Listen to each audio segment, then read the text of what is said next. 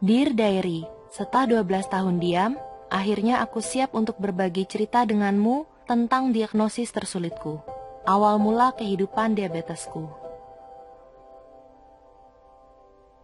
Umurku 10 tahun, dan dalam perjalanan tamasya sekolah ketika gejalaku mulai cepat muncul. Aku gak terlalu memikirkannya kala itu, tapi aku jadi cepat haus dan benar-benar gampang dehidrasi. Aku buang air kecil tiap 5 menit, lesu, capek parah, dan berat badan turun drastis. Semua gejala itu adalah tanda-tanda diabetes tipe 1, dan kalau dibiarkan begitu saja, bisa mengakibatkan koma, bahkan kematian. Ketika aku pulang ke rumah, orang tuaku tahu ada yang gak beres denganku. Mereka langsung bawa aku ke dokter, tapi sayangnya, gejalaku saat itu disalahartikan sebagai virus aja, dan aku diberitahu untuk pulang dan istirahat. Aku coba istirahat, tapi semenit pun aku gak bisa tidur, karena setiap bagian tubuhku berdenyut. Aku begitu lemah, dan luar biasa lelah. Dalam semalam, kondisiku semakin memburuk. Aku ingat begitu ketakutan awalnya, dan begitu waktu berlalu, aku gak bisa berpikir apa-apa lagi, kecuali fakta kalau aku sekarat.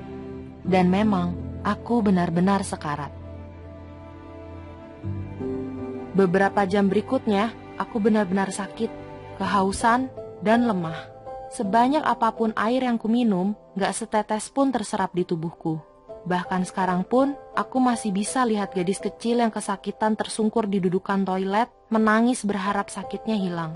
Tapi itu gak hilang, dan gak akan pernah hilang.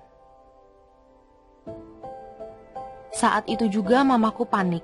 Insting keibuannya merasa ada yang gak beres denganku.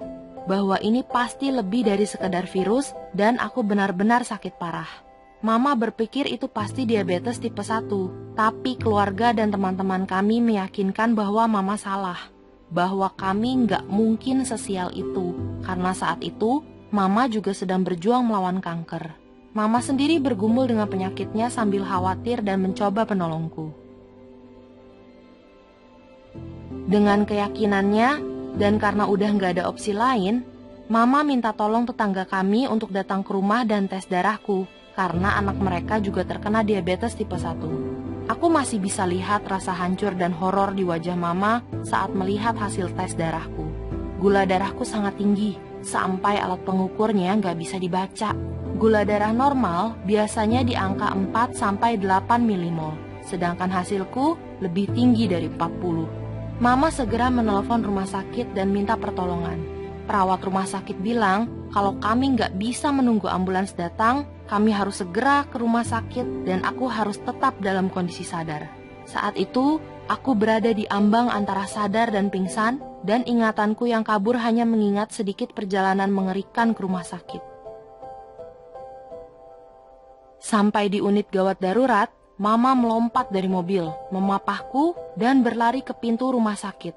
Aku ingat Mama berteriak minta tolong dengan banyak orang mengelilingiku. Seorang pasien patah kaki berdiri dari kursi roda agar Mama bisa menaruhku di kursi roda. Aku dilarikan ke ruang gawat darurat dan diletakkan di tempat tidur. Aku ingat berusaha nangis untuk bertanya, aku ini kenapa? Apa aku akan mati? Tapi aku terlalu lemah untuk itu. Dalam beberapa menit, dokter segera memasang infus, kabel jarum, dan menyambungkanku ke mesin. Belasan dokter, konsultan, dan perawat memenuhi sisi ranjangku diiringi suara berisik mesin di telingaku. Di umur 10 tahun, aku tahu aku pasti dalam masalah. Dan aku ketakutan. Para dokter menjelaskan bahwa level gula darah dan ketonku terlalu tinggi untuk dibaca. Dan disinilah semua menjadi lebih menakutkan. Aku ada di stadium akhir ketoasidosis diabetik, singkatannya DKA, komplikasi diabetes tipe 1 yang mengancam nyawa. DKA muncul pada saat tubuh kekurangan insulin yang diproduksi oleh pankreas dan menyebabkan darah menjadi senyawa asam dan beracun. Saat ini terjadi, organ-organ tubuhmu menjadi tegang. Jantung, paru-paru, dan ginjal bisa gagal, seperti yang terjadi padaku. Kamu bisa koma, dan kematian adalah akibat selanjutnya. Dokter UGD berhasil menstabilkanku dan memindahkan perawatanku ke ICU anak-anak di mana papa bertanya ke dokter, "Apa anakku akan baik-baik saja, Dok?" Dokter pun menjawab, "Pak, kami nggak bisa menjanjikan apapun. Anak Anda saat ini kritis, dan 24 jam ke depan akan sangat menentukan." Ketika mengingat hal itu kembali, aku sedih. Terlebih lagi, sedih mengingat orang tuaku. Aku nggak bisa membayangkan apa yang mereka rasakan saat diberitahu anak mereka mungkin nggak bisa bertahan melewati malam itu. Bagi semua orang tua, ini adalah sesuatu yang nggak pernah mereka ingin alami terhadap anak mereka. Melihat raut risau dan gusar mama adalah sesuatu yang nggak bisa kulupakan. Akan kuingat selamanya. Sisa malam itu terasa samar yang menyakitkan dan emosional. Saat aku terbangun, aku sadar bahwa saat itu aku hidup seperti dalam mimpi buruk. Mimpi di mana kamu gak bisa lari atau kabur, terus berlanjut, dan aku berada di tengah-tengah itu semua. Itu terasa begitu nyata dan intens. Tapi setelah pagi datang, perlahan aku mengumpulkan lagi kekuatanku. Sebelum aku keluar dari rumah sakit, perawat memberitahu mama bahwa aku akan butuh suntikan seumur hidup. Itu adalah beban yang harus dijalani para penderita diabetes tipe 1. Kami hidup ditemani pola tetap suntikan insulin, diet ketat, dan tes gula darah terus-menerus. Sekeras apapun kami berusaha menjaga gaya hidup sehat dan olahraga, penyakit ini nggak akan hilang. Aku diingatkan hampir 10 kali sehari akan hal ini. Ketika aku melihat bekas jarum di jariku dan menatap mesin yang akan kasih tahu kapan aku harus suntik. Aku bergumul seumur hidup untuk menerima kondisi ini, seakan membawa beban dunia di pundakku.